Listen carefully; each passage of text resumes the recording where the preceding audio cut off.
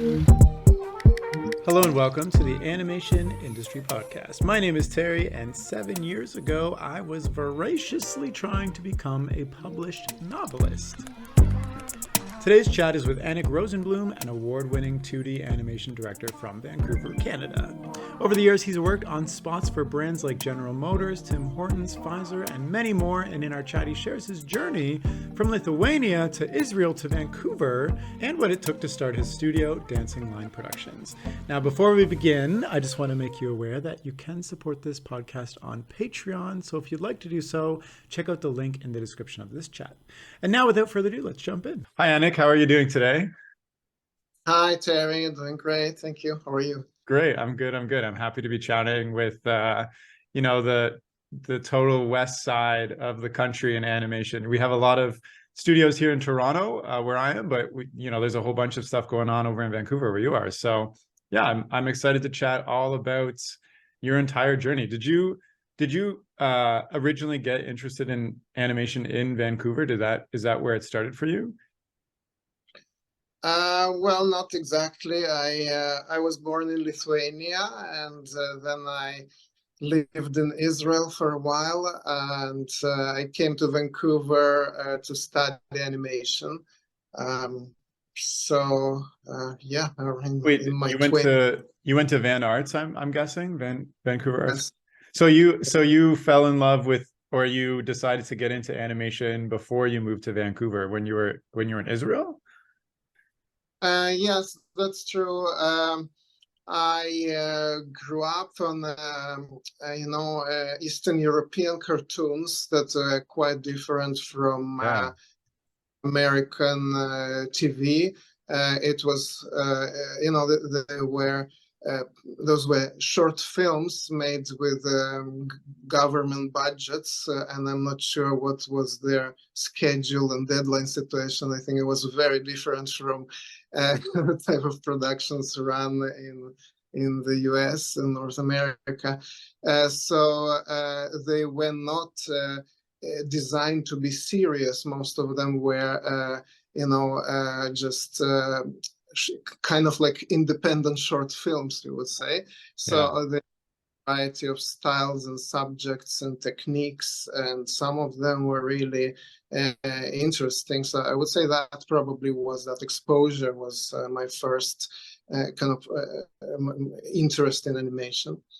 And then, when we moved to Israel, I obviously was exposed to all the Western animation, and there was a lot of independent directors that I really liked, and I thought after the army, I had to decide what to do with myself, what to study, and what caught my attention was some animation school that unfortunately, until I got there, it has bankrupted, so I didn't have many options left. Anyway, I took some animation courses, and eventually I heard about people studying abroad and started doing my research and found something that is, I could afford and sounded right, like good fit with my interests. So this is how I came to Vancouver to study it. I like how your original influence was, the short films that were government funded in Lithuania, which I've seen, I don't know which ones you're talking about, but I've seen some, and they're completely opposite style of, the commercialized feel of like Cartoon Network and Nickelodeon and Disney that was specifically for kids. So I'm wondering, why did you end up getting into commercial animation if your influences to get into animation were kind of, the government funded, very stylized, conceptual animation, and then versus the Western animation, which you saw? Why did you decide to get into commercial animation instead of TV or short films or things like that? Well, first I have to say that these Eastern European cartoons, some were from Hungary, from Czech Republic, from Poland, from all over, from Estonia. They were was a variety of styles, and some of them were very fast-paced and entertaining. Like not all of them were kind of stereotypically, slow and gloomy. Yeah, yeah. So some of them were really, really fun, but I didn't know really what type of animation I wanted to do. I just knew that I wanted 2D. I wanted drawn animation because my later inspiration was in that using that technique. So I did, my first job was in TV animation. I actually worked for about 10 years on TV animation series as a lead animator and assistant director and design director, storyboard artist. So I worked all over Canada on TV series before I got somewhat, disillusioned. Ah, It became a repetitive work because it feels a little bit like an assembly line, like your ability to contribute individually, like creatively to a project is very limited because those are massive productions.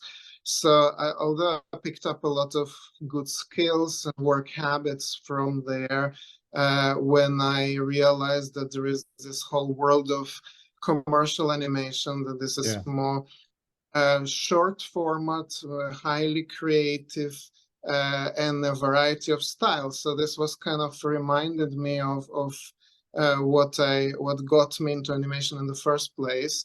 Each project is different, and because they are so short, you just deal with 30 seconds, 60 seconds of screen time.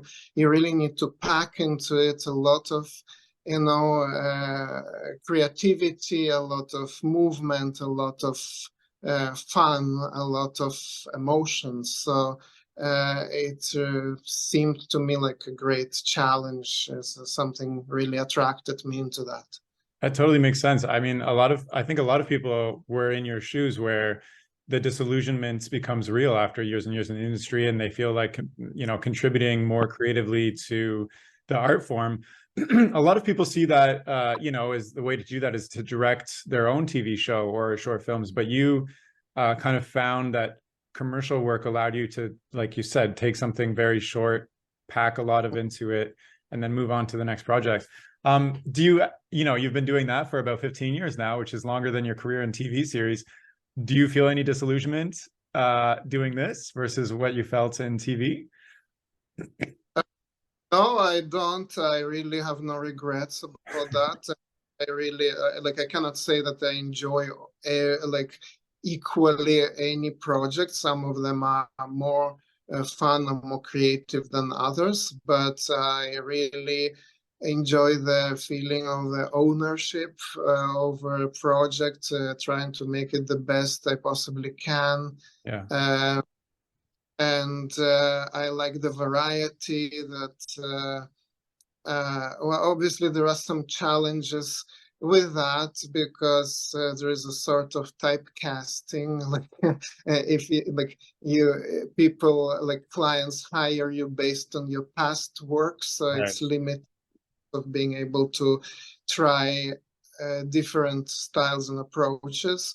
But I think there are solutions for that. So generally, no, I don't have any regrets, any That's great. disillusionment. Hey, that's great to hear. I'm wondering, young man finished his duty in the army, came to Canada to do animation school, graduated animation school, started working in TV, worked his way up to animation director, decides to quit that and start his own company. How did you get your first client? I mean, like you would have had all this experience animating already, so you have the technicality and you understand the process and what's involved. But how did you go from having a TV portfolio to now having a commercial client say, yeah, I trust you with the process to create my TV commercial or social media promo or whatnot? How did you get that first client when you made the switch? In terms of the portfolio, yeah, I obviously couldn't use any of my TV series work, but I always was having independent projects on the side. So I compiled some kind of different examples to make a reel about getting the first client. At that time, it was in 2008 that I started. It was sending an online reel. It was still considered not professional. It was considered. So I had to made a lot of CDs with my reel, and I I printed some kind of brochure talking about what kind of services I offer.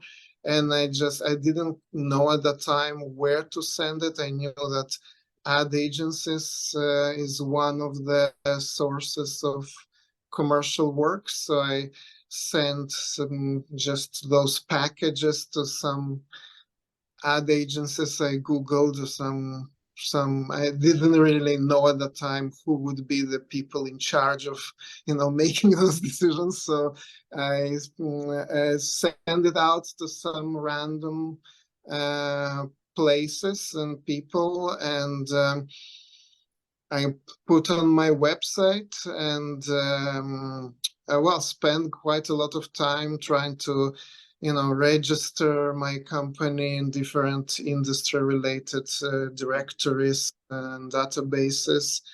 And I'm not quite sure which of these activities led to the first project, but it just came out of the blue. So it sounds like you had a lot of passion and put a lot of effort into making this switch. You didn't consider going back to TV work at any point? You're saying, you kind of said to yourself, like, I'm doing commercial projects now only, or was there a gradual switch between the two where you're still taking TV projects while building Dancing Line Productions? Probably for the first year or two, I occasionally took some freelance at the studios I used to work with. That was my kind of safety net. But it just didn't make a lot of sense. Like, quickly I realized it's not a very good time investment for me. And although commercial work is by nature very irregular, I kind of felt when I don't have work, it's better to invest my time into building my portfolio, trying to find more creative work rather than fill my time with freelance kind of serious stuff that it didn't help in my portfolio. Right. It wasn't that much money. I think that with all the kind of my long immigration process, from being a student to getting a work visa to getting a residency, I was used to, and my girlfriend at the time, we were used to, long stretches without work and things like that. So it didn't scare me that much. Yeah, I would say I was lucky to have a steady work coming in, not regular, but steady throughout the years. So no, I didn't have to go back to serious. So nice. It makes a lot of sense that, instead of going back to what had been your bread and butter before, to just invest in yourself and build up your portfolio to get better future clients. You've been at this for 15 years now. I'm wondering, how do you get clients now? Is it people coming to you versus you having to do a lot of outreach like you did at the beginning as it switched?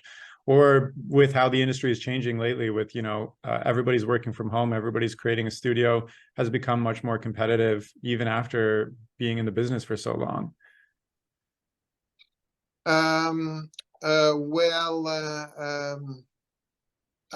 not, I did a variety of marketing efforts. I'm not sure how effective they were.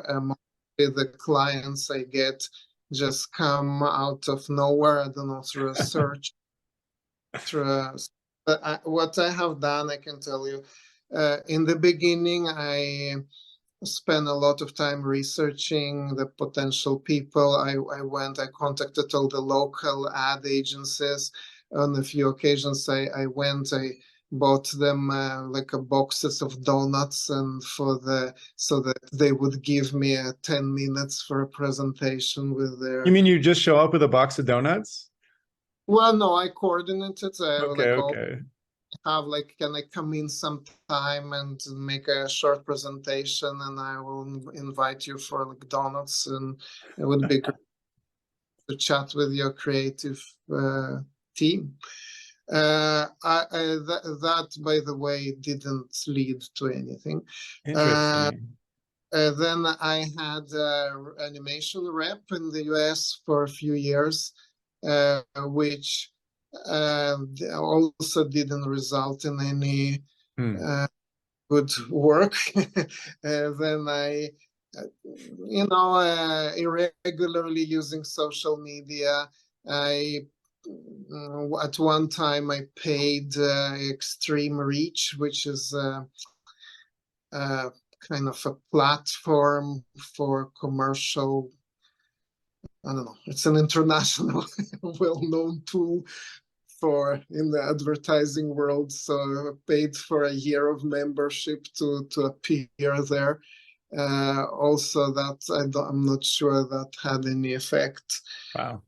All kind of things like that. But yeah, I would say cold emailing. So it does sometimes it doesn't have an immediate effect, but maybe eventually you kind of get on people's radar. And also the work that I did produce when it appears, let's say, on Canadian TV or somewhere else. So it may lead occasionally to some new. Sounds like it sounds like you're trying a lot of different marketing strategies to get clients, but you also said that you feel like they come out of the blue. Do you think it's just having this constant, efforts to put your name out there that people are finding you and also seeing you on TV and whatnot?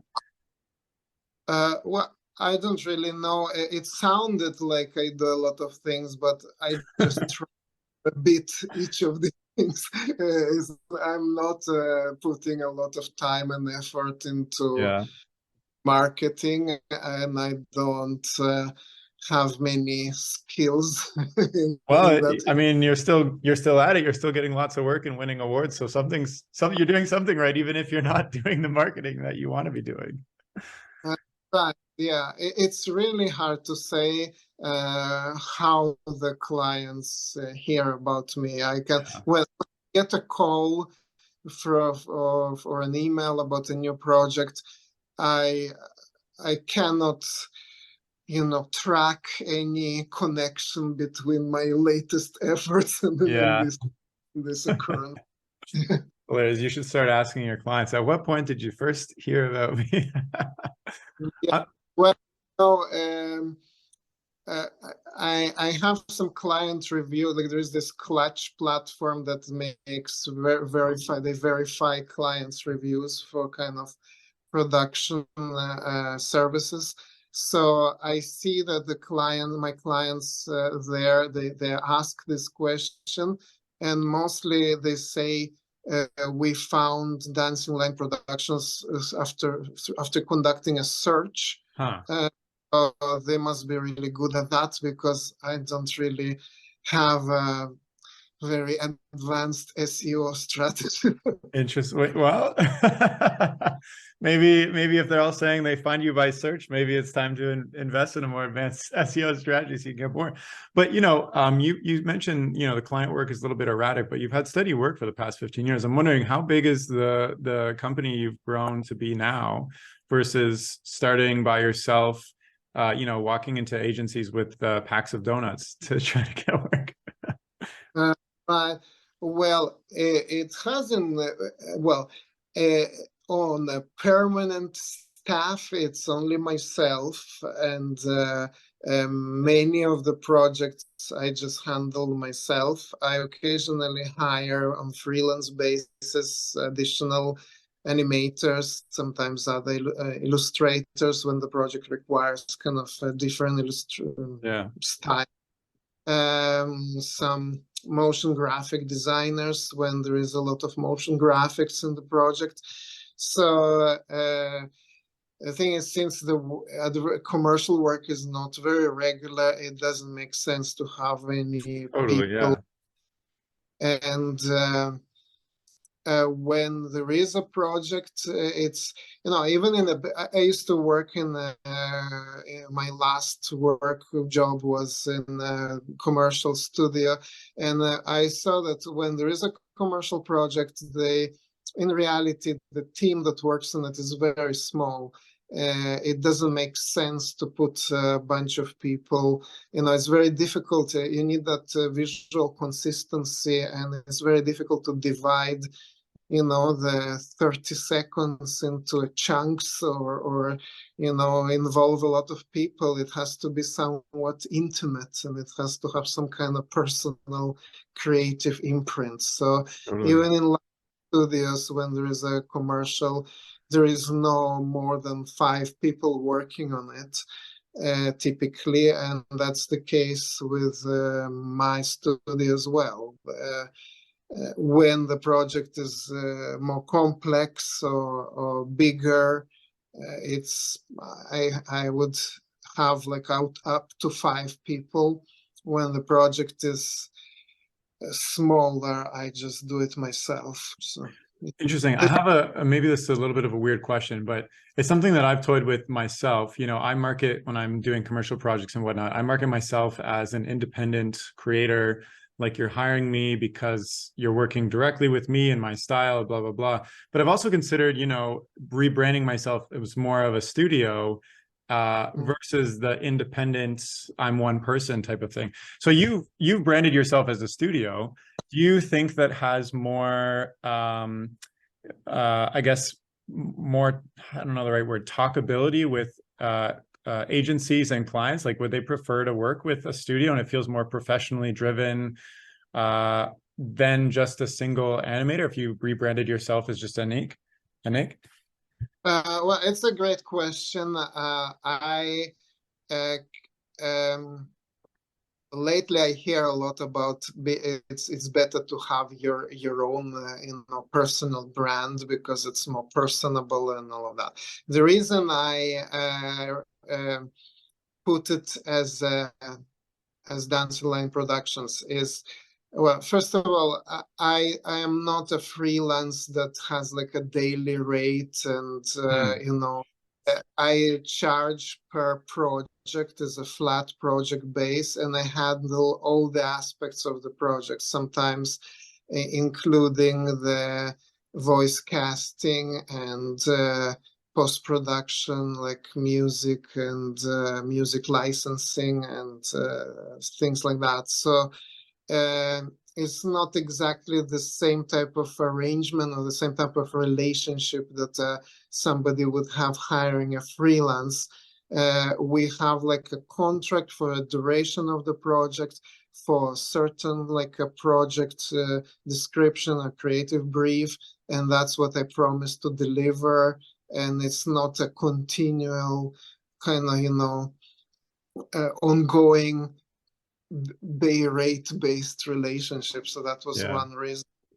Another reason is kind of I don't want them to think that it's limited just to one style.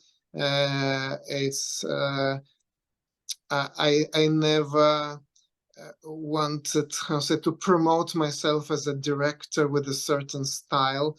I enjoy really all kind of animation styles and all kind of 2D techniques, and sometimes I hire other illustrators to come up with something that they feel is a better fit to the the personality of the brand. So that's a kind of another reason. And also that to suggest that we are capable of handling a larger scale project, I mean, I was still focusing on small, short format animation, but not necessarily something that only one person can handle. So these were my reasons. Whether it was successful and whether the clients prefer that, I can't really tell. I'm very transparent with all the clients about, the size of the structure, or who would be working on the project. So there is no issue there. But yeah. Interesting. It sounds like you originally told me that you got into client-based projects because you wanted more freedom and creativity and just the types of projects you're inspired by.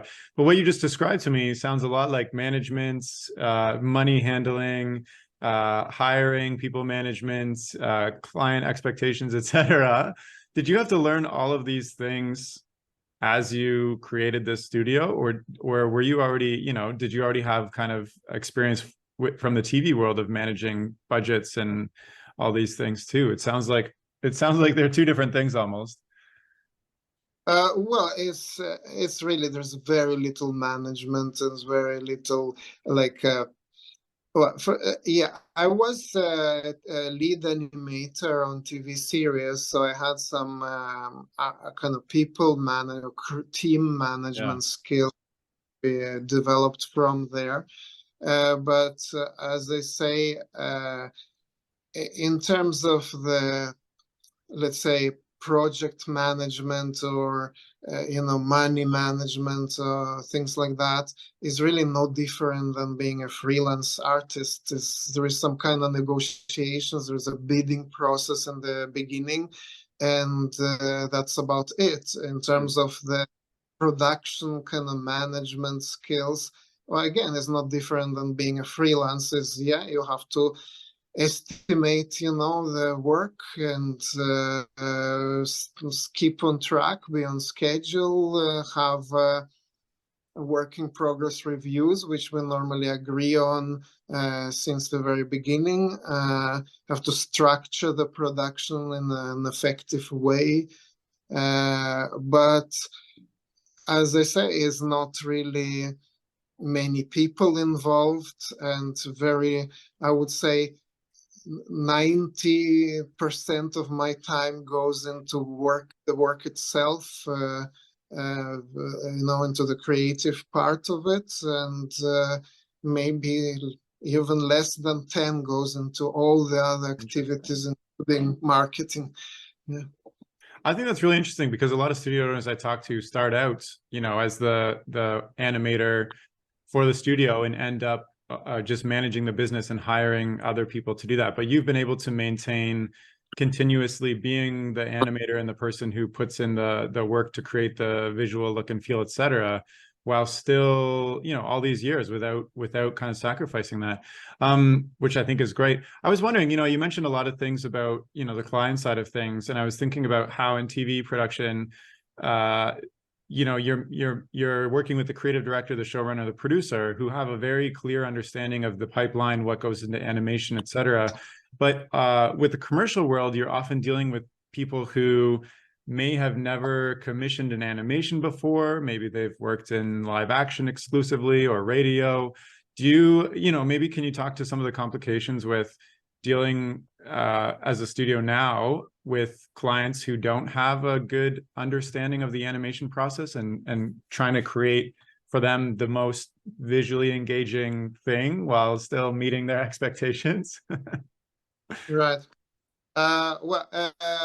Maybe I would like to comment first on something you said.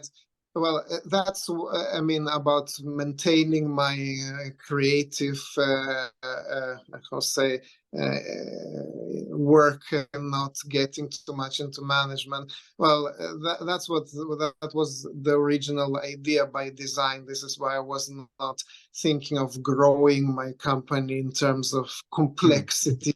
People, I am primarily an artist, and I'm not interested in management role. It's just the necessary thing that needs to be done. But yeah, it's much easier to do when your company is not ballooning into something that management and things like that. So about working with the clients that don't have experience with animation.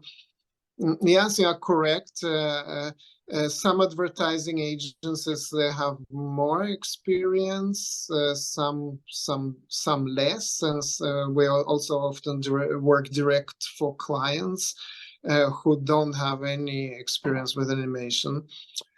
So there are two main challenges here. One is more of technical, I would say. We break it down for them. They don't know. They want to have the control. They want to be able to have some kind of ability to shape how the project is developing. So the good old system of, we at first producing some designed style frames, maybe with a few alternative approach. Well, first of all, we talk and we listen and we try to understand what the brand is about, what the message is about, and try to develop a visual approach that would be best suited for that type of personality, for that type of spirit, for that type of message, and following the branding guidelines if they have. So we offer that, so they know the look of it through that. So once they are on board with the general look of the commercial, so then we do the storyboard, animatic, so they get the sense how the action would unfold and so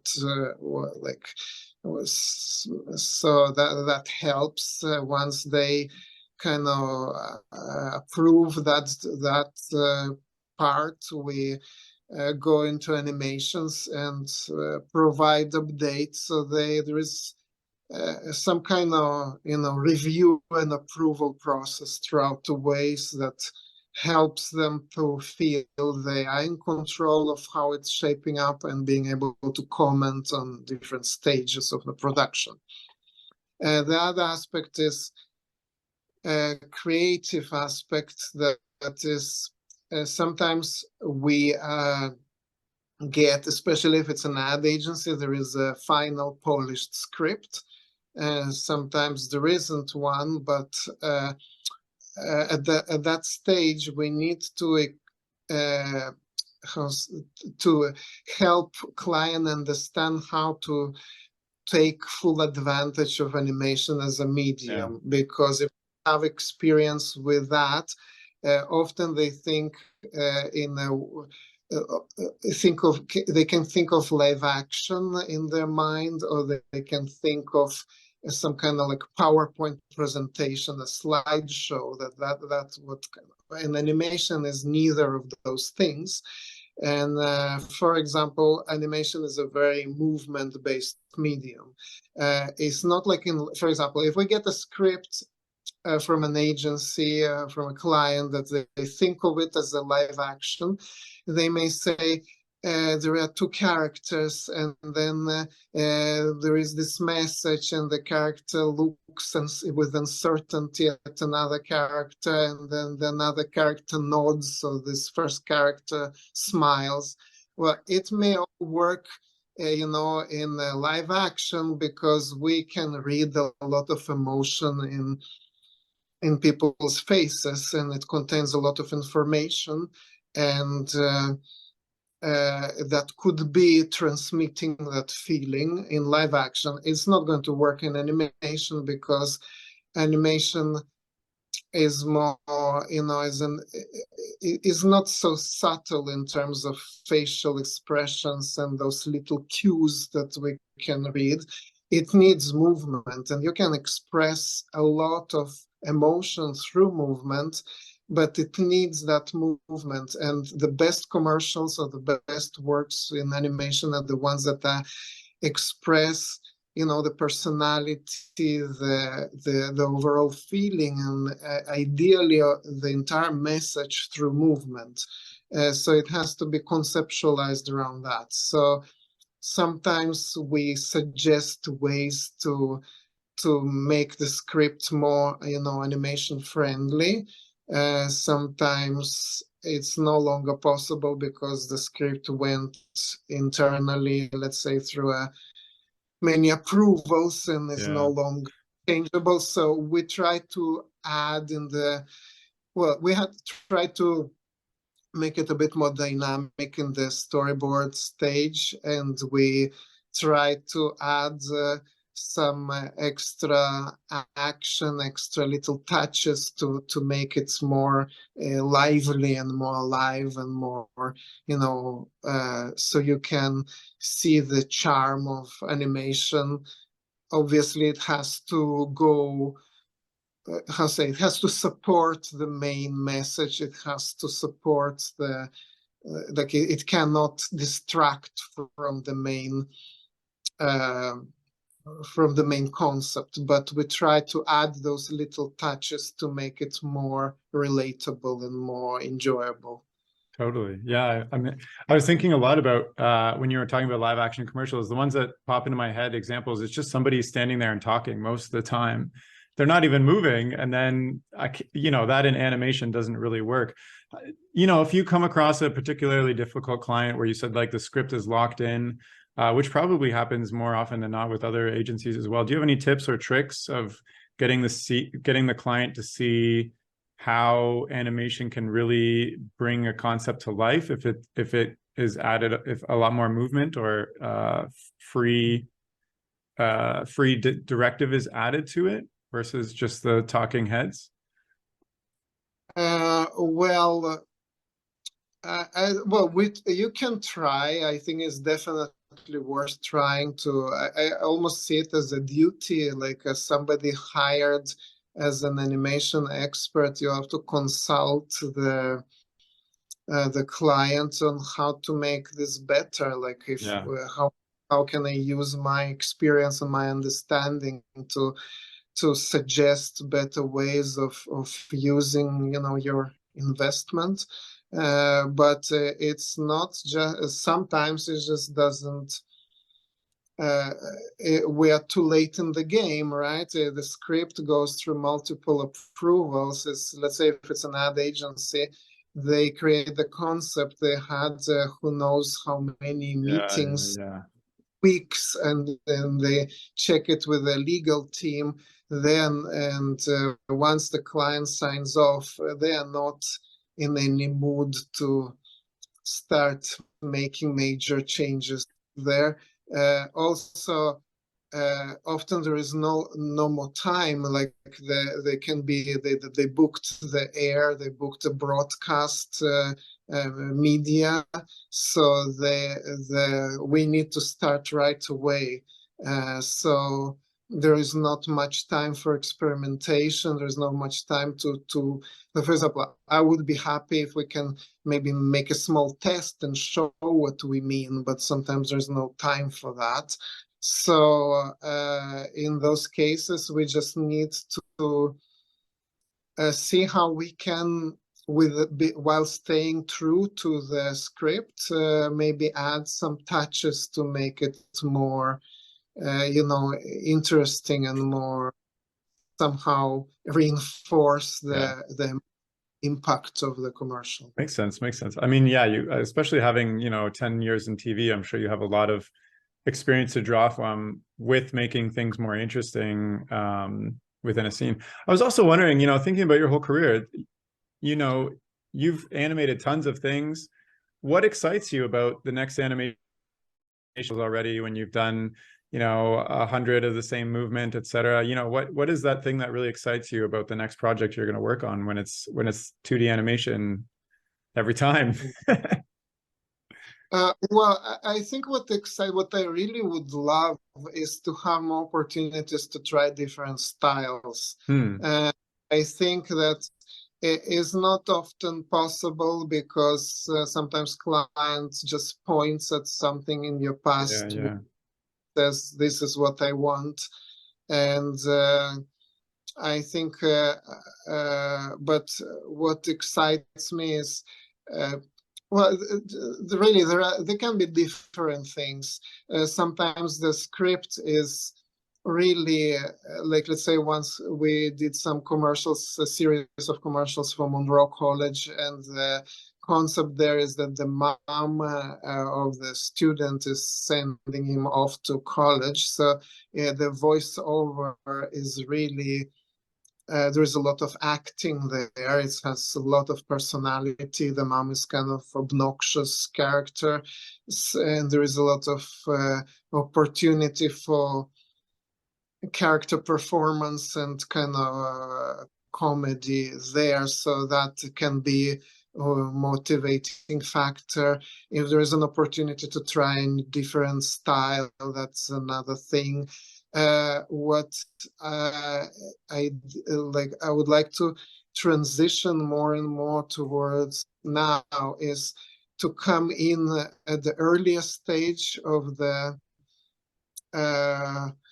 concept development, to be to help to conceptualize the commercial and see how it can be more impactful that way. I think that if one wants to use animation to reach, people's hearts within 30 seconds, it really needs to think it through since the very beginning. Look, the question needs to be asked: why? What is so unique about animation that requires it to be used in this project with this concept? Totally. So I would like I have been lately making some efforts to offer services to clients to be, act as a kind of creative agency. Yeah, I was gonna ask how you do that, but offering you have some reputation as delivering the animation, but adding a service to say we also have creative development makes a lot of sense, and hopefully that works out for you. That'd be great. I'm wondering, do you now that we are coming, there's CG animation, there's AI animation, et cetera, hand-drawn animation can be replicated a lot with rig puppets, et cetera. Do you have any fear or hesitation with continuing to do 2D animation as your chosen career path? Well, no, I don't have any fear. I don't know how much is based on the facts. I don't know where the trends are going. It's always will be a niche thing. I follow my heart and try to do things that I like. I don't think it's going to be replaced by more technologically advanced kind of techniques entirely, because it's the same as art in general. I think that if it's the whole, like, I am not trying to market our studio as the most, technologically advanced. I think that what our goal is to reach people's hearts, and you don't need a lot of technology for that. You need kind of a human touch for that. So that concept of handcrafted animation with a lot of human imperfections and a lot of, is less machine made, where every little touch is human made, I think has more potential to create like this emotional connection with the audience. In advertising, this is what the goal is to it shouldn't be just a generic message with catchy visuals. It's something that tries to be relatable, and it's enough easier to do with this kind of hands-on approach. I think there is definitely space for CG and AI, and I think, but I don't necessarily see it as a competition in this small niche. Yeah, I really enjoy how you put it, reaching people's hearts. And even if the audience can't tell the difference between maybe an AI generated animation or a hand-drawn animation, it may feel different because of the human touch that went through actually animating it by hand rather than, you say woman walking a dog and the AI puts out something that looks like it's animated. I really like that because, this is a discussion I'm having a lot with my animation friends and the people I work with lately of, how do you stay relevant when these tools will take a lot of, companies will be using these tools more and more. So that's interesting to me. I'm also wondering, Dancing Line Productions is primarily a studio driven by you, where you're the owner and the main worker as well. What is the impact you want to have with the studio? Or is there something bigger that you want to work towards? Or is it just to keep the consistent work going? I guess, what is the ultimate goal of your career as an animator and choosing commercial work as your path of career? There's a lot of questions at once. I guess, what is the thing that you're striving to do with your career as an animator? You spent 10 years, you after the army, you decided to get into animation. You had a lot of nostalgia growing up with seeing films produced by government grants and then being exposed to Western animation. Then you spent a decade in TV, and now you spend more than a decade in commercial work. What is the thing at the end of the day that you want to accomplish with your artistic career? Well, it's a good question. I don't know if I had like a grand, aspirations. I enjoyed creative work. For example, we produced a series of commercials for Canada Protection Plan that were aired for a few years, and we designed a character, like a mascot character, and it got a lot of feedback from parents of small children that the children leave everything and watch this commercial.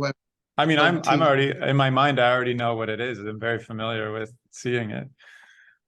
So I saw a lot of comments, receiving a lot of actually the company got a lot of calls just thanking them for the commercial. That there's a lot of kids apparently found it very engaging, especially small kids. And the parents seemed delighted with that, and that is a huge reward for me personally, because is not only helping the clients reach their marketing goals, but it also put some smile on the faces of families. So like the parents were actually delighted. They didn't they totally say they embraced this, that every time I can only feed my toddler when this commercial is on. So I think this kind of things make it very worthwhile. Generally, I have a 10-year-old son now, and he's running out of good things to watch on Netflix, because some of the there is some of the great educational stuff, but some of it is really in our view is kind of waste of time. So I would like to create content, maybe develop content for kids that is fun but educational, something short format, and have a few ideas for that. So if we manage to materialize those ideas, that would be great. Yeah. Other than I mean, it sounds like doing things that keep you interested and inspired is all you want to do, and it also sounds like you've been doing that for your career, which I think is great. Yeah, I think that there is animation has a lot of potential for, like, I have a lot of ideas for educational programs for kids. For example, anything to do with emotional intelligence, delayed gratification or conflict resolution, or anger management or stuff like that. I think are not really properly taught, and it's kind of when it's something like this is shown with fun animated segments, it can be so much more engaging and relatable. So I think if having a little bit of an impact that way on kids' lives, giving some kind of basic tools to deal with everyday life, that would be a great thing to do, and something I'm working on to Yeah. eventually develop. Well, who better to do it than you? You know, you have a crazy amount of experience in animation, and you've worked on TV, commercial, etc. You've got the idea. You've got a 10-year-old son who can be your test audience. It sounds like you're all set for accomplishing this. Uh, I'm wondering, we've talked about, your full career from the beginning. I've picked your brain about studio life. Is there anything that we didn't hit on that you were interested in sharing? No, not really. I think That's fine. You don't have to say, yeah, it's totally fine. I mean, we can well, in that case, let's wrap it up, I guess. I've really enjoyed hearing about your full career. I think it's very interesting that you came from Lithuania all the way to Canada and found your place in Vancouver, creating your own studio and making an impact and trying to hit the hearts of your audience members through traditional animation. I think that's amazing. And I'm familiar with your work, seeing it all the way over in Toronto. I've seen a whole bunch of the commercials you've worked on, so the impact is clear. So yeah, thank you so much for coming on. It's been an absolute pleasure. Oh, thank you very much, Terry. It's such a pleasure to talk with you, and I wish your podcast existed when I was starting. It's a lot of, I think it's really useful for many people, and you do such a great job. And by the way, I checked some of your work on your website, and it's super fun. Yes. Oh, thank you. It's what you mentioned about spanning into different types of work has actually been on my mind because if you checked on my website, you'll know there's a lot of preschool geared towards preschool audiences, fun, colorful characters. And that's something that I keep getting more of, which is fine, but I also want to span into different areas. So I'm thinking of taking some time off later this year and creating another short film, maybe more of an adult audience, trying some new and different things, just so that I can add that to my portfolio versus the continuous preschool stuff, which I love. But it's just an interesting point that you brought up earlier that I related to. But I'm happy that you're enjoying the podcast. I'm very glad you came on, and thank you so much again. Oh, great. Thank you very much, Terry. Best of luck. And thank you. And if you're listening and you want to, follow Dancing Line Productions or reach out to Anik, you can do so by checking out his website, which is dancinglineproductions.com, or his Instagram, which is Dancing Line Productions. And I'll include both those links in the description of this chat. And that's all for now. Thank you so much for listening. Okay, bye.